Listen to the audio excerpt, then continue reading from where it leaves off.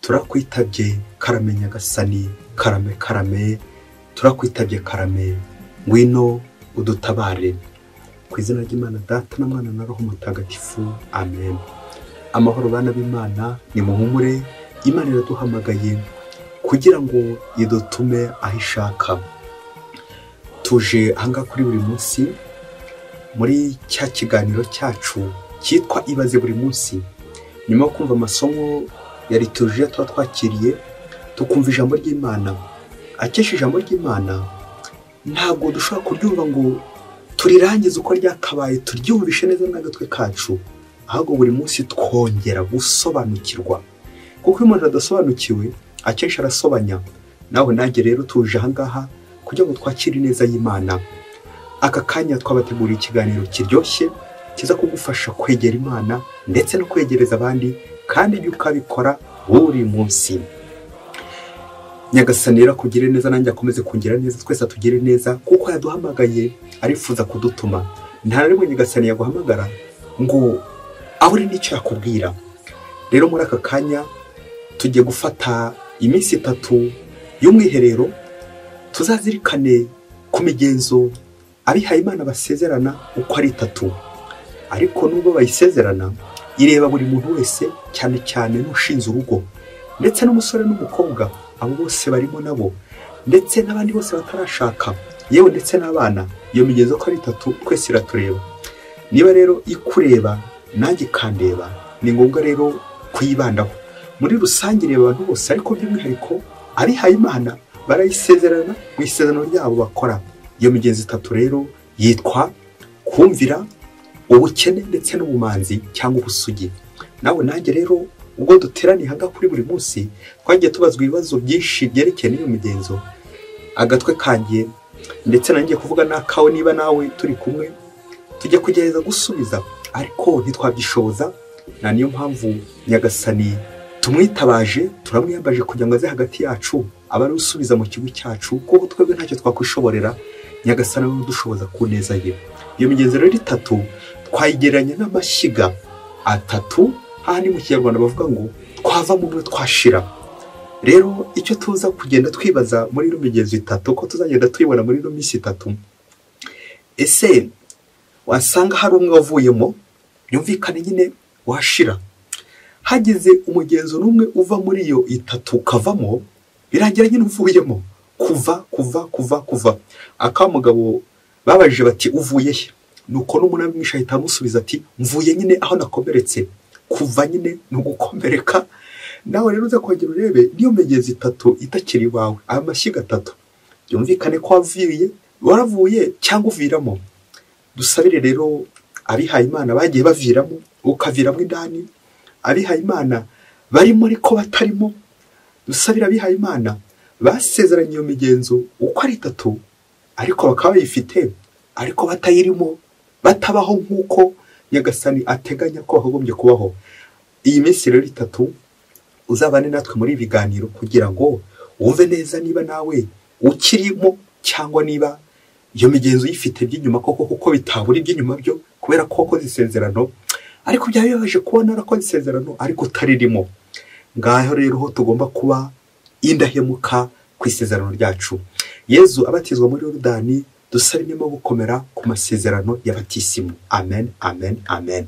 Ingingo remezo rero igiye kuranga iki gice yitwa ngo gukomera ku isezerano. Iyi migenzo tuzayibandaho mu ngingo igira iti gukomera ku masezerano twagiranye n'Imana.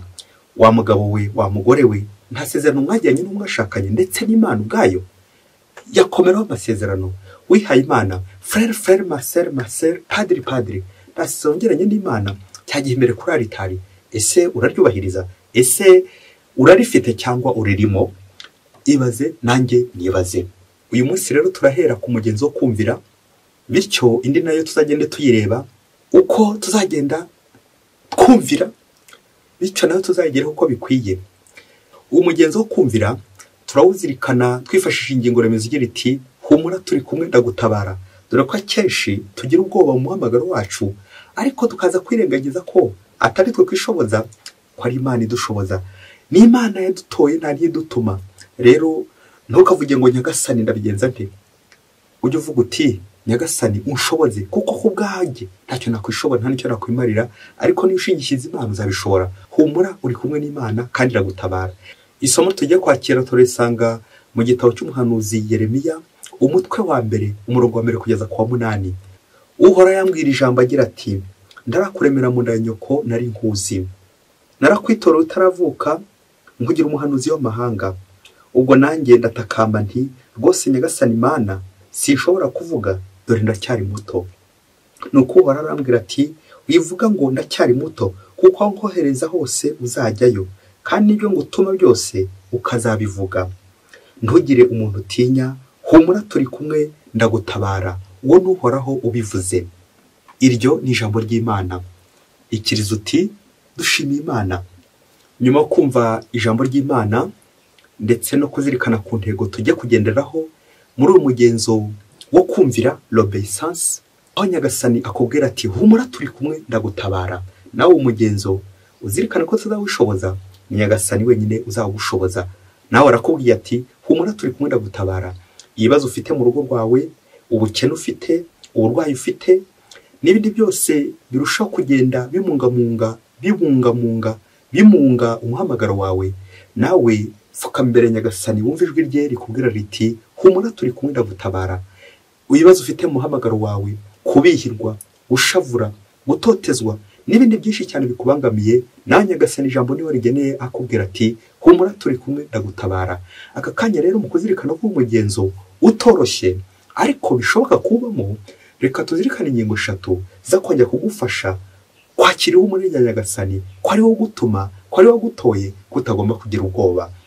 Ingingo ya mbere iraza kuba igisobanuro cyo kumvira, intera zo kumvira. Ingingo ya kabiri iritwa kumvira no kumvikana. Icya gatatu, kumvira no gushyira mu bikorwa, no kugenda.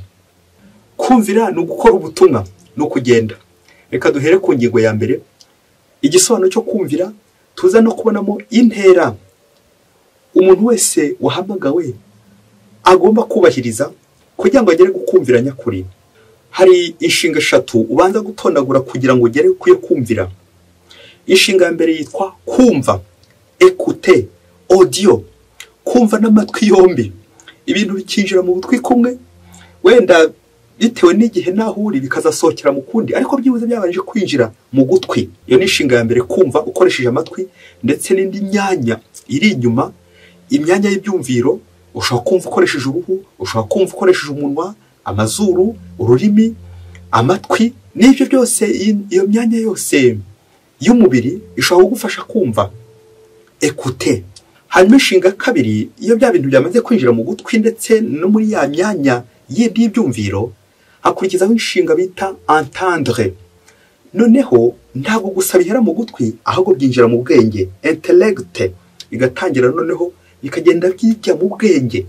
Nuko ubwenge ugatangira ukagenda ubireba byose, ubwenge byatangiye kugera mu bwenge. Inshinga ikurikiyeho gatatu, ntabwo gusa byinjira mu bwenge, ahubwo bitangira kugera mu mutima. Iyo nshinga mu gifaransa yitwa comprendre.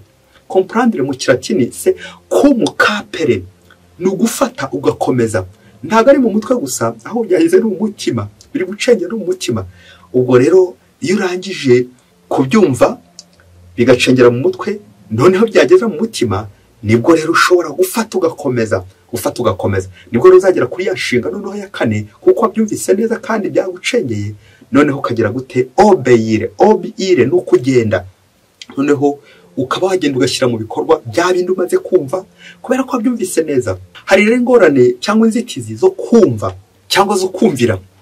Hamwe inshinga bita mu Kinyarwanda kumviriza ndetse no kumvirana. Mu mashini ho bavuga ngo mwumviriza ayumva bigeke, ngo bishatse kuvuga ngo umuntu wese uri guhengeza, umuntu wese uri kumviriza, ntabwo yumva byinshi, burya yumva bikeya. Biradusaba rero gutumviriza Imana, ahubwo tukajya kuyumva.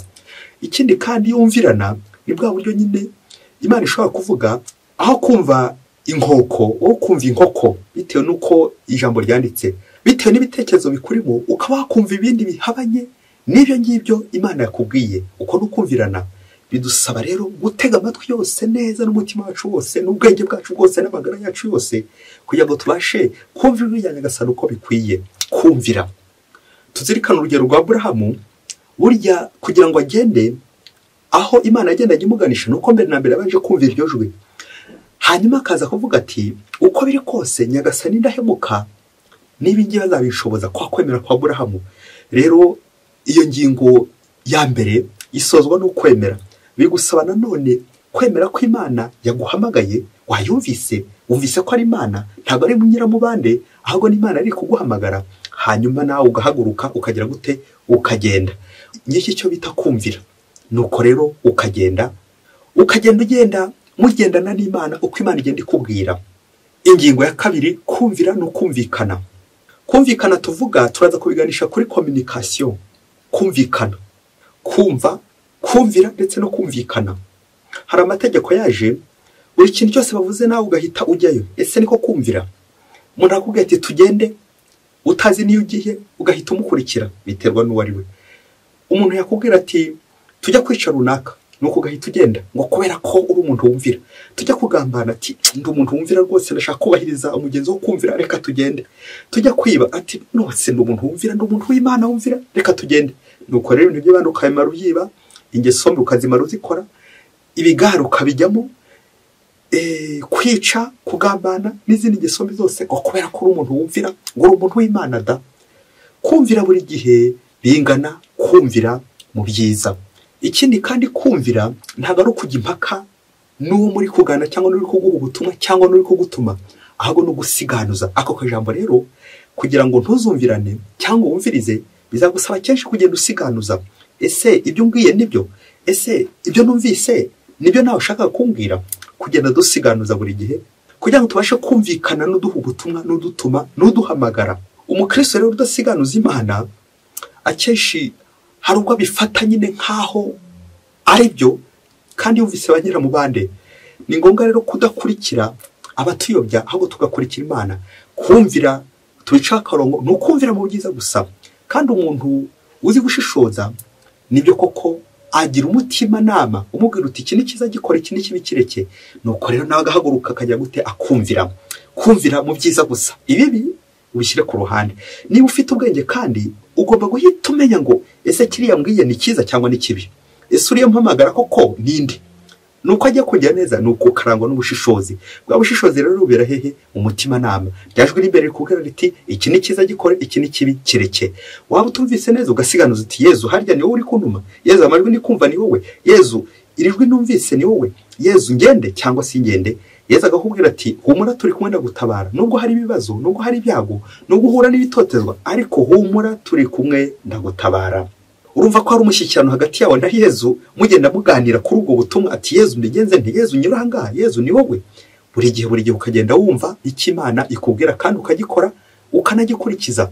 Ngiye rero ingingo ya gatatu tugiye gusorezaho, kumvira no gukurikiza iryo jwi riguhamagara, no gushyira mu bikorwa, execution.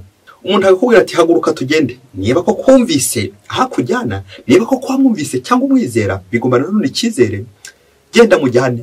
Ariko niba utari kubyumva neza, banza usiganuze, kwakugisha inama ya communication twavuze haruguru n'umuntu uri kugira gute, uri kuguhamagara, negotiation, mukabyumvikana. Kwa kumvikana nyine, kumvikana ntabwo ari gusuzugura uguhamagara cyangwa umukuru, ahubwo buri gihe ni ukwishyira hasi ukavuga uti uko biri kose ntabwo ushoboye, ariko ni Nyagasani ushoboza. Nka kurya mbese Yeremiya nawe abanza gusa n'uwahanga, ntabwo yanze ahubwo yatinyaga ubwoba, ukavuga uti Nyagasani ko biri kose arabumara.